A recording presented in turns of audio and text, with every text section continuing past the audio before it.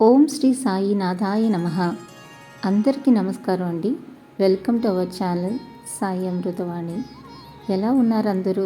ప్రతి ఒక్కరూ షిరిడి సాయినాథుని ఆశీస్సులతో సుఖ సంతోషాలతో బాగుండాలని మనస్ఫూర్తిగా కోరుకుంటున్నాను.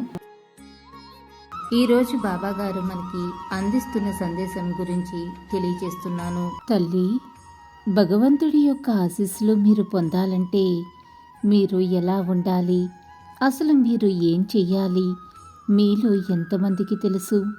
నా బిడ్డల్లో ఎంతమంది ఇలా ఉన్నారో తెలుసుకోండి. ఆ దేవదేవుని యొక్క ఆశీస్సులు మీపై కలగాలంటే ముందుగా మీకు త్రికరణ శుద్ధి కావాలి.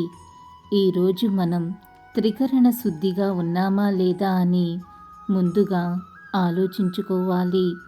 నేడు మన మనసును ఎలాంటి వాటిపై దృష్టి పెడుతున్నామో చూసుకోవాలి. అనవసరపు విషయాలపై, పనికిమాలిన విషయాలపై పెడుతున్నాము. ఇక భగవంతుని యొక్క అనుగ్రహం ఎలా కలుగుతుంది? మితిమీరిన కోరికలు పెట్టుకుని అవి తీరక బాధలు పడుతూ సత్ఫలితంగా దేవుడు ఇచ్చిన పవిత్ర శక్తిని కోల్పోతున్నాము. కోరికలు, కోపం మరియు అత్యాశ, కామక్రోధ మరియు లోభ వంటి చెడు లక్షణాలు కారణంగా దుఃఖానికి గురవుతున్నాము. మనసుని నియంత్రించకపోతే కోరికలపై పూర్తిగా నియంత్రణ ఉండదు.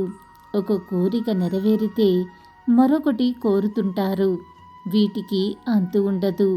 కోపం అనేది మన జీవితాలను నాశనం చేసే మరొక చెడు లక్షణం. కోపంతో ఉన్న వ్యక్తి ఏ ప్రయత్నంలోనూ విజయం సాధించలేకపోతున్నారు. నిరంతరం పాపాలు చేస్తుంటాం. అందరి చేత ఎగతాళి చేయబడతాము. కోపం కంటే ద్వేషం ఇంకా ప్రమాదకరమైనది. ఇది దైవత్వాన్ని అనుభవించే మార్గంలో అనేక ఆటంకములను పుట్టిస్తుంది. ఈ దుష్ట లక్షణాలను అధిగమించడానికి మనం ప్రయత్నం చేయాలి. వీటిని మనలోనికి అనువదించడం ద్వారా మృగంలా మారవద్దు.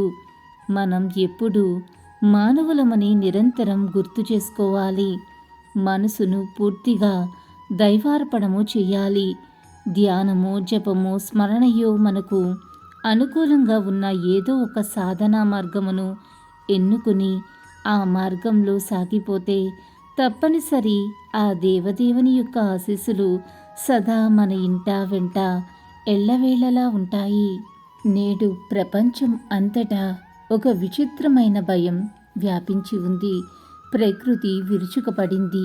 వర్షాలు తగిన సమయానికి పడకపోవటం, ఎండలు మండిపోవటం, సముద్రాలు ఉప్పొంగటం, వ్యాధులు విస్తరించటం, ఇలా ప్రతి దేశం, ప్రతి మనిషి ఒక అసహాయ పరిస్థితిలోకి వెళ్ళిపోతున్నారు కూడా. ప్రజలు భయంతో అయోమయంలో తిప్పలు పడుతున్నారు. ఎవరి ముఖంలోనూ ఆనందం లేదు. హృదయంలో శాంతి లేదు. ఒకరికి ఒకరు సహాయం చేయటం మానేశారు. నా ప్రాణం ఎలా కాపాడుకోవాలి అనే ఆలోచన మాత్రమే అందరి మనసుల్లో ఉంది. ఆ సమయంలో కూడా ఇలాగే జరిగింది. అప్పుడు షిరిడీలోని సాయిబాబా ఆలయంలో ఒక అద్భుతం జరిగింది. గంటలు స్వయంగా మ్రోగాయి. ధూపం, దీపం తానే వెలిగింది. అక్కడ చేరిన భక్తులందరూ ఒక్కసారిగా ఒక దివ్య వెలుగులో మునిగిపోయారు. ఆ వెలుగులో బాబా ప్రత్యక్షమై బాబా మెల్లగా చెప్పారు, బిడ్డల్లారా, మీరు ఇప్పుడు ఎదుర్కొంటున్న ఈ కష్టం, భయం, అది ప్రకృతిని, సత్యాన్ని మర్చిపోయి స్వార్థం వైపు మళ్ళిన జీవనానికి ఫలితం. మీరు మతం, జాతి, దేశం అనే గోడలతో ఒకరిని ఒకరు వేరు చేసుకున్నారు. మీరు పంచుకోవటం మర్చిపోయారు. ప్రేమించటం మర్చిపోయారు. ఇప్పుడు మీరు చేసే ఒకే ఒక్క పని, ఒకరికొకరు సహాయం చెయ్యండి. ఆకలితో ఉన్నవారికి అన్నం పెట్టండి. భయపడుతున్న వారికి ధైర్యం చెప్పండి. నా నామస్మరణలో ఉండండి. ఓం శ్రీ సాయినాథాయ నమః అని జపించండి. లేకపోతే మీకు ఇష్టమైన నామాన్ని జపించండి. మీరు కలిసికట్టుగా ప్రేమతో జీవిస్తే ఈ విపత్తు కరిగిపోతుంది.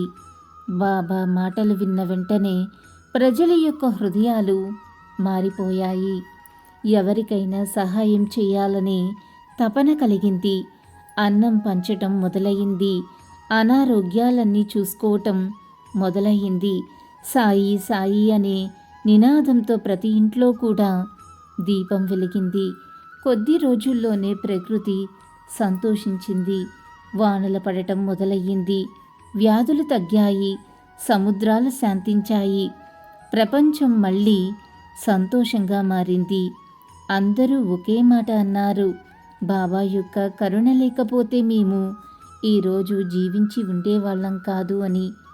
ఇప్పుడు కూడా అదే విపత్కరమైన పరిస్థితులు ఈ ప్రపంచంలో నెలకొని ఉంటున్నాయి. అందరూ కూడా బాబా చెప్పిన మాటలు జ్ఞప్తికి ఉంచుకుని అదే మనం కూడా ఈ రోజున ఆచరిద్దాం. అందరూ కూడా సుఖ సంతోషాలతో ఉండేలా ప్రయత్నిద్దాము. అల్లా మాలిక్, అల్లా అచ్చా కరేగా. ఓం సాయిరామ్. ఇలాగే బాబా గారి సందేశం రోజు వినాలి అనుకుంటే మన ఛానల్ని సబ్స్క్రైబ్ చేసుకుని సపోర్ట్ చేయండి.